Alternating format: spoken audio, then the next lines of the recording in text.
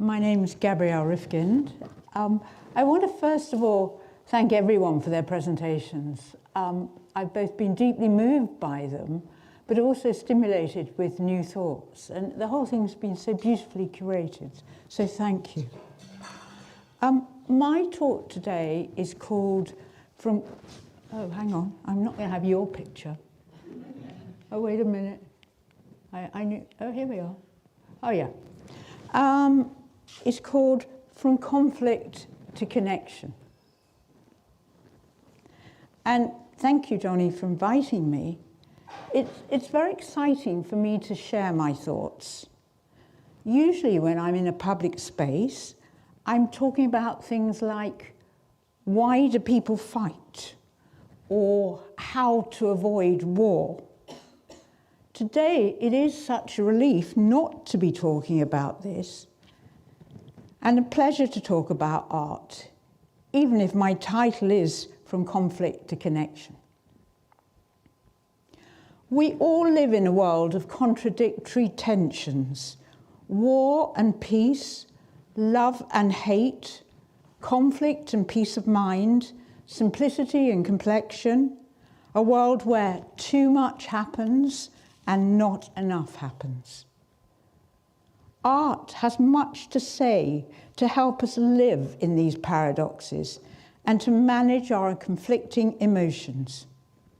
So we can live in a world where there's conflict, but as a powerful antidote, we can find our human connection. But let me start by saying a little bit about myself. I'm a very strange hybrid.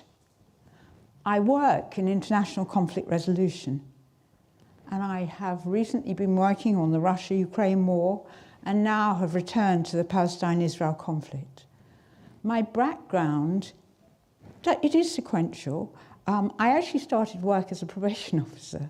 I then became a art therapist, a group analyst, a psychotherapist, and then worked in conflict mediation. It's a completely, I think it sort of all feeds together.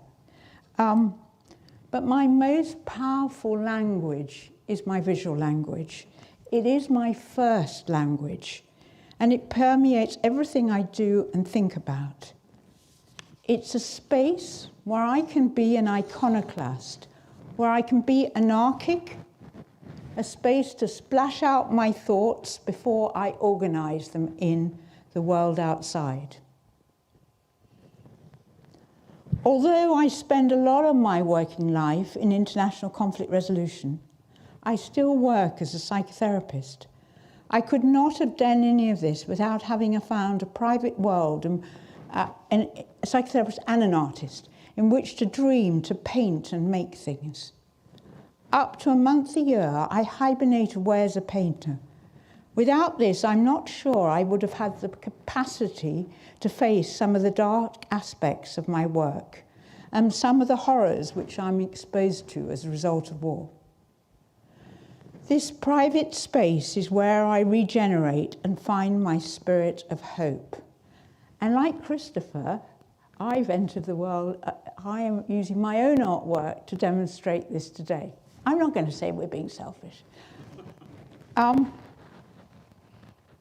I recently appointed a new assistant, and a lot of my own artwork around where she is. And I asked her to walk around and just say, which painting did she respond to? And as you'll see as the others progress, this is very different from most. And she's the most extraordinary woman who came from a very traditional religious background, I think originally coming from India, and her family at the age of 13 tried to arrange a marriage for her. And she ran away from home, but she has this extraordinary spirit. You can just feel it as soon as you meet her. And what I think she responded to this kind of strong mark, this oval shape. And she also began to talk about responding to the uncertainty, the unknown behind it, some of those kind of other images. And it felt to me like What it spoke to is any picture that we engage with is our relationship between the viewer who sees it and the artwork.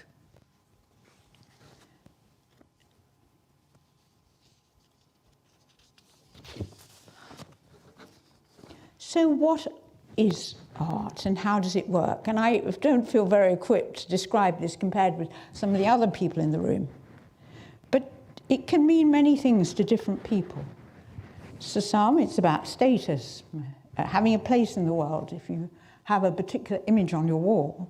For others, it's about beauty, a place of tranquility, a space to learn and know more about ourselves and make sense of the world and for others, and a space for political change.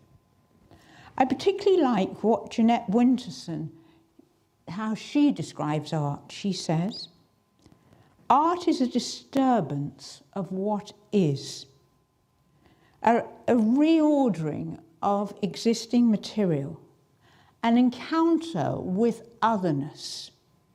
The happening of art renews, replaces, renames tired old cliches of the obvious. Art changes us.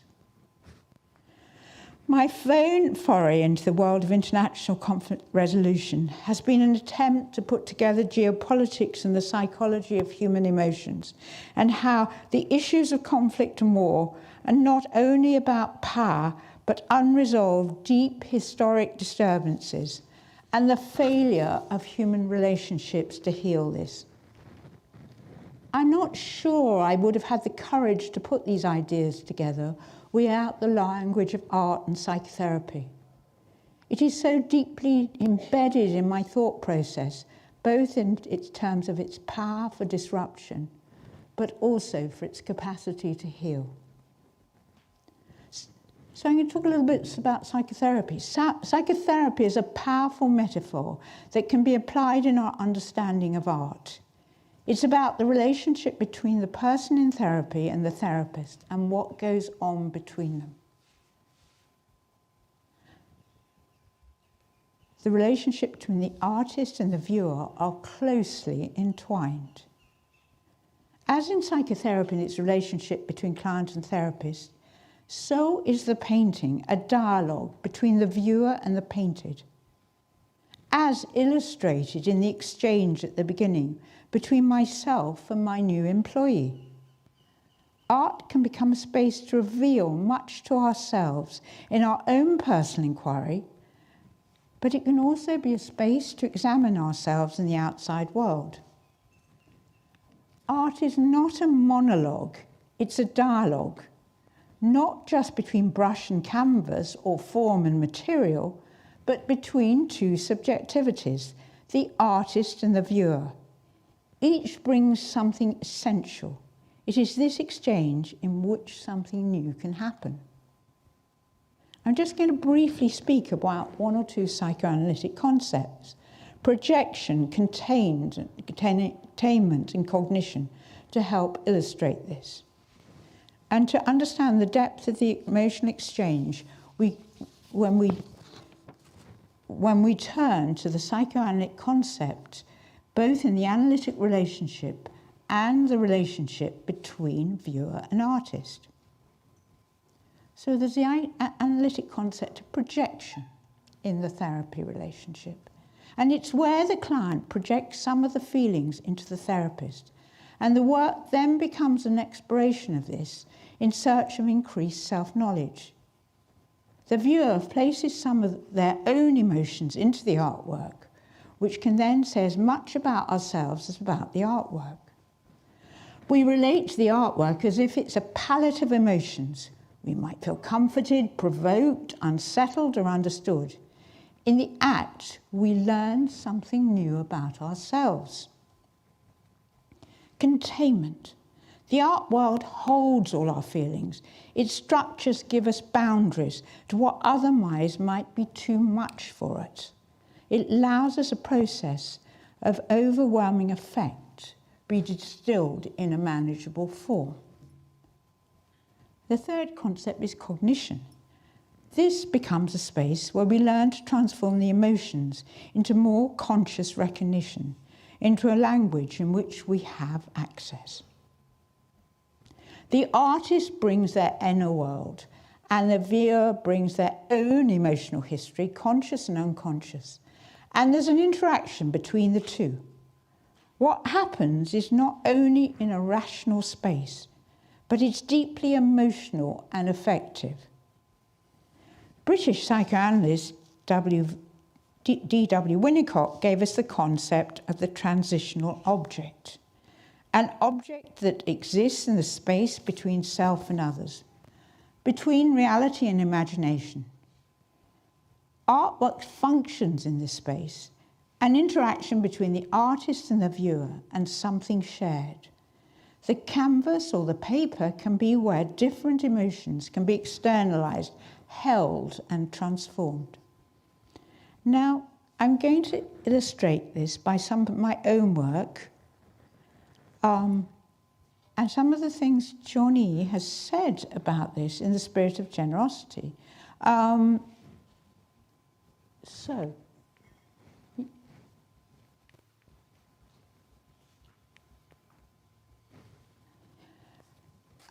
He says, they welcome you in, but the feeling feels more like an opening gambit to bring you into the conversation rather than an end in itself. A tool in which you feel it's likely to be useful at some later stage. He says an ambassadorial role, working between the opposing and interrelated forms and colours, negotiating and translating their intention. I love the way he's helped me with the connection with my outside work in conflict mediation and my work as an artist. And then he says it's a visual representation of questioning and accepting outcome. These individual forms have their own agency. They're doing things for themselves in relationship to each other. How kind and generous of Johnny to give me this language for my work.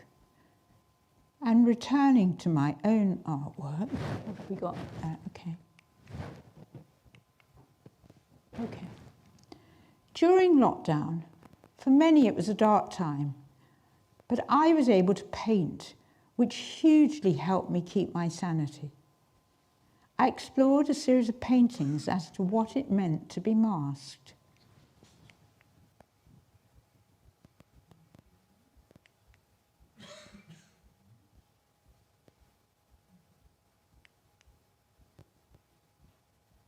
Go back.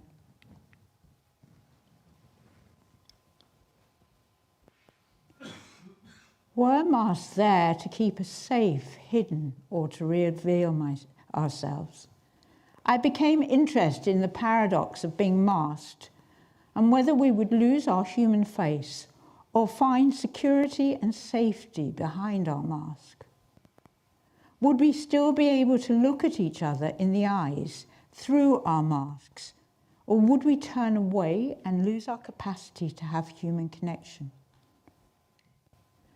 I found myself extrapolating these ideas and transposing them to artificial intelligence.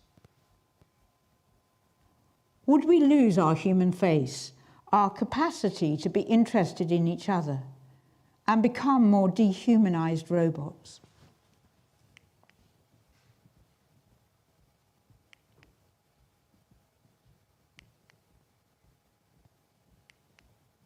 Oh no, back.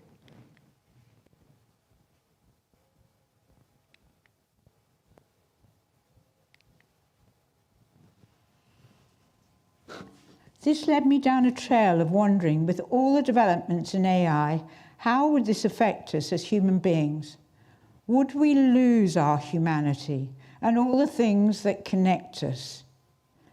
This quiet space as a painter allowed me to explore these ideas. So what is the relationship of art to the outside world?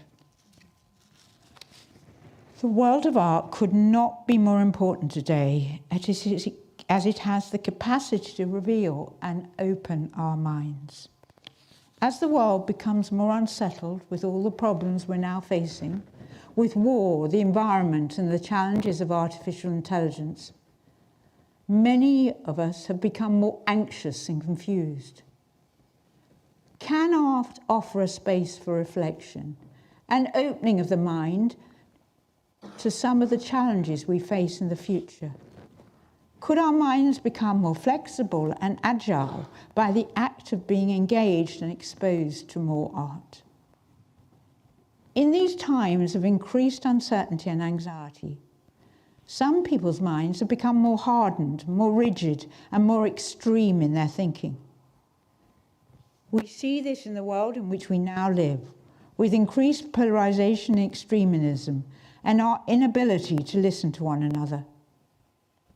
Can art offer a space to lose some of the shackles of rigid thought, shake it up, and into the space allow us to think new and creative ideas? The very act of art can be subversive, iconoclastic in spirit, and allow the space for new ideas. Art as a space for political change and self-reflection. In a world of increasingly shaped by technological acceleration, ecological collapse, and violent conflict, art remains one of the few spaces where we can slow down, reflect, and reimagine what it means to be human.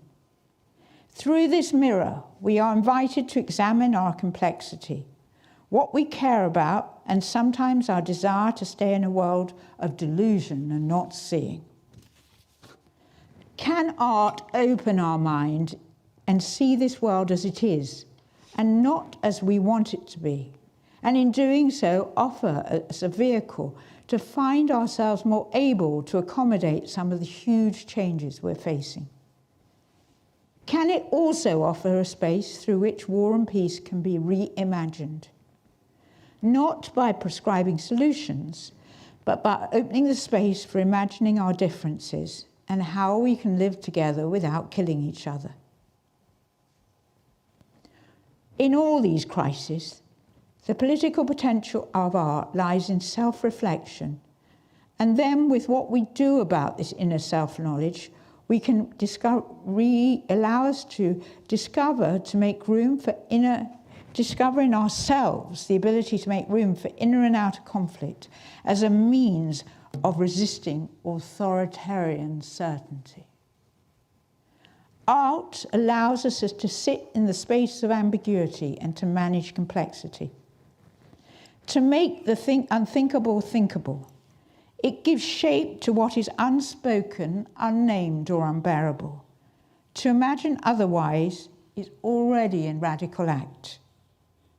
But when art works, it creates connection.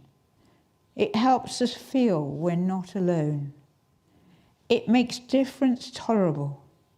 It turns solitude into relationships and conflict into connection. Thank you, my friends.